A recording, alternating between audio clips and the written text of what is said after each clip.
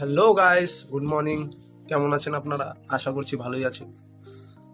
তো আজ সকাল সকাল উঠে পড়লাম, স্নান করে রেডি হয়ে গেছি কাজে যাওয়ার জন্যে। আর এদিকে আমাদের পুচকু পুচকু উঠে পড়েছে, উঠে হাঁটাহাঁটি শুরু করছে, মর্নিং ওয়াক করছে। কি বলবো, আর খুব বুদ্ধি হয়ে গেছে আর বড় হয়ে গেছে সে।